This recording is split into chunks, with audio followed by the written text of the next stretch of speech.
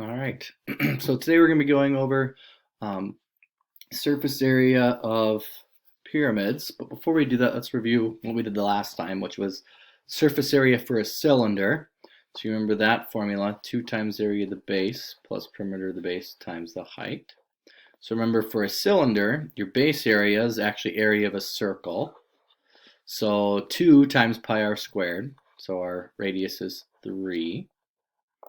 And then plus the perimeter of the base, so you got to think circumference, right? Pi d, so pi times 6, and then the height here is 8. So 9, 3 squared is 9, times 2 would be 18 pi, plus 48 pi. Remember, we want to save pi till the end if we can. So then we're going to get 66 pi, and get our calculator here. If I can find it. Well, it doesn't want to come up when I do it that way, so let's just click that. So 66 pi, and we get about 207.3 and inches squared. So there's that one. Quick review. Another review, so surface area of a prism. We also use 2b plus ph. So here, our bases are triangles, right? So when we find b, we have to do 1/2 little b times h to get this triangle. Well, the problem is we know the base, we don't yet know this height. So it would be 1/2 its base of 2. We got to find the height. To do that, we would do Pythagorean theorem. So this is 1 here now. So we would have, since this is a right angle here, 1 squared plus h squared equals 4 squared. So h squared would equal 15. So it actually ends up being square root of 15. So 1/2 times 2, that's just 1. So the area of our triangle here is actually just square root of 15. Then the perimeter of our triangle, that's easy. 4 plus 4 is 8, plus 2 is 10. And then the height of the prism is 9, distance between your bases. So basically, we have 2 root 15 plus 90. So we'll check the calculator out on that one. So we got 2 square root 15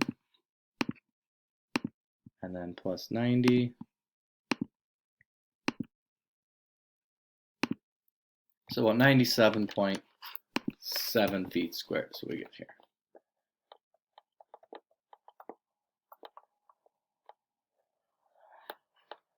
All right, so now we move on to surface area of pyramids.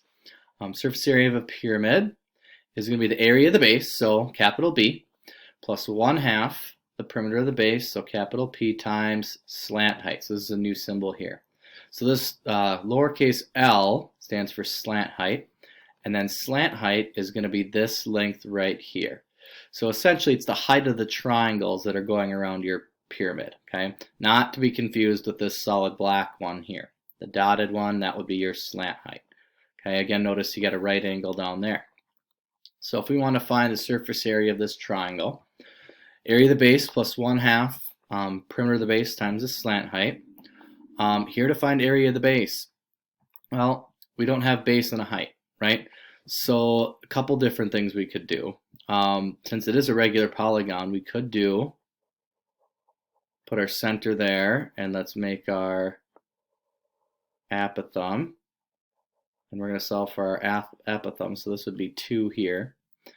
If you take 360 divided by 3, that's 120. Half of 120 would be 60 degrees here. So actually, it is a 30, 60, 90 triangle, so you could solve it that way. But if we want the apothem, another way to do it is just using tangent. So tangent 60 is going to equal 2 over A. So opposite over adjacent. So A tan 60 is going to equal 2. So then we divide 2 by tangent of 60.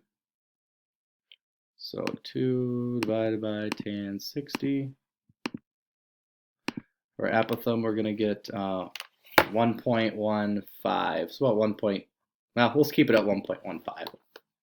So when we do 1/2 AP, we would have 1/2 of the 1.15, our apothem, and then the perimeter 4, 4, and 4 make 12. So 1/2 times 12 is 6, and so take what we had here times 6, and we got the area of our triangle. So it's about 6.93. Oops. So 6.93 for our base. Perimeter we said is 12 of our base. Slant height we're given is 5. So when we plug everything in at the end, we have 6.93 plus 1/2 of 12, and then times the slant height of 5. So calculate all that up. Half of 12 is 6. 6 times 5 is 30. So we get about 36.93 millimeters squared. So we are going to have to kind of utilize that 1/2 AP on these ones where you don't know enough to find the area. Next one. So again, we got a pyramid, so B plus 1/2 PL. Area of the base. Hey, this one's nice. We know the apothem right away. So if we want to find the area of the base using 1/2 AP, it's going to be 1/2. Our apothem, it says, is 8.3. And then perimeter, 12 times 5 sides, so 60. And so we got 8.3 times 60 times 1/2. Better use my calculator just to be sure here. Apparently I closed out of it, so let's get back to there.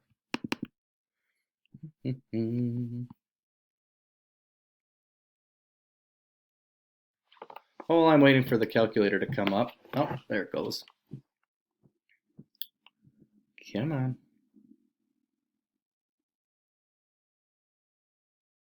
Okay, perfect. Okay, so we need 0.5 times 60 times 8.3. Okay, so 249 it is. Oh boy. 249 plus 1/2. Perimeter of the base, which we said is 60. And then slant height is 13. So 249 plus, we'd have 30 times 13. 30 times 10 is 300. That would be 390, I believe. 600. Yeah. Yep, that's right. So then add those two up, and we're going to get 639 units squared if you want, but that would be your answer there. Okay. Another thing we're going to talk about is lateral area. So lateral area is going to be the area going kind of all the way around. Basically, it's the area not counting the base. So first question said, what would be the area of a lateral face of this pyramid be? So outlined in blue would be one lateral face. So that area would just simply be 1/2 its base 4 times its height 16. So 2 times 16, it would be 32. So if we wanted a lateral area, we got to figure out how many lateral faces we have, right? So there's 10 lateral faces going around. So if we find out the total lateral area, we just take that 32 times 10, and we would have 320. Okay, so lateral area here, we got to find one lateral face and then multiply it by 4. So if we want to find the area of, say, let's just go with this lateral face. I'm going to draw on its height, try to. So that's that one's height, which means this is going to be 3. And then we also have, we can make a right triangle going across here. So this length is 3. Pythagorean theorem, 3 squared plus 4 squared equals, we'll call it our slant height, right? Squared. And lo and behold, our slant height is going to be 5 here. So one lateral face would be 6 times 5 times 1/2. And so that would be 15. And then since we have 4 lateral faces, times 4 would give us 60 centimeters for our lateral area. So a little different than surface area, right? We're not counting the base. Okay, you could think of it as just doing 1/2 PL, because we're basically doing that formula, just taking away the base. All right, so here's an assignment, again, really short. The problems are a little bit challenging, some of them, so take your time, ask questions, check your answers. If you're getting something that's totally not right, figure out what you're doing wrong. So when it comes to the quiz, you can improve on that and do a little bit better. So there's your assignment. Next will be surface area of cones. And yeah.